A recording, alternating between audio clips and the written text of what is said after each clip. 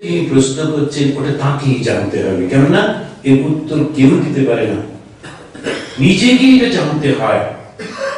সেই জন্যে যখন ভগবান শ্রীকৃষ্ণ এবং শ্রীরামের কথা হঠাৎ করে আমরা এমন একজনের মুখে শুনছি যিনি এতদিন কিচ্ছু বলেননি, মৃত্যুর মুখে ওই কষ্টের মধ্যে তিনি বিছানায় শুয়ে আছেন, সেই সময় তাকে সব থেকে ভালোবাসেন, স্নেহ করেন, নির্ভর করেন, ও ডাউট করছে এবং মনে মনে বলছে এখন যদি উনি বলতে পারেন।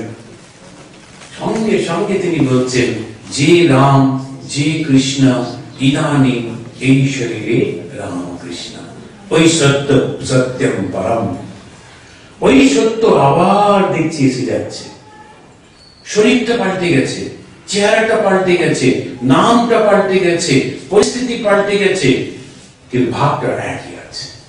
ওই হচ্ছে পরম সত্য। এখন আমরা খানিকটা ধরতে পারছি, বুঝতে পারছি যে সত্যটা মানে কি।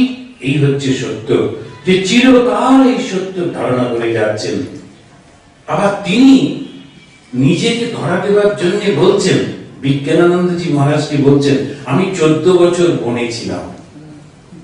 পরিষ্কার করে বিজ্ঞানানন্দজি মহারাজকে শ্রীরামকৃষ্ণদেব বলছেন, আমি 14 বছর বনে ছিলাম। কেন বিজ্ঞানানন্দজিকে বলছেন? উনি খুব রাম ভক্ত ছিলেন, তো ভেতরে ভেতরে সব সময় রামের একটা পূজা করবার ইচ্ছা, চিন্তা। সেই জন্যে যেমন একজন তিনি বলছেন, মহারাজ আমি তো দীক্ষা নিয়েছি, সব তো ঠিকই আছে, কিন্তু আমি যে ভীষণ ভাবে মা কালীকে পুজো করি, ভালোবাসি, তাহলে কি হবে? এই যে প্রশ্নগুলো থাকে, অনেক সময় আমরা ধরতে পারি না, বুঝতে পারি না, কিন্তু শ্রীরামকৃষ্ণের মধ্যেই আমরা দেখছি সেই ভাবটা রয়েছে। তিনি কিন্তু ওইটার মধ্যে সমস্তটা আমরা দেখছি। ওই ওর মনের মধ্যে একটু ভাব থাকতে পারে, সঙ্গে সঙ্গে তিনি বললেন আমি 14 বছর বনে ছিলাম।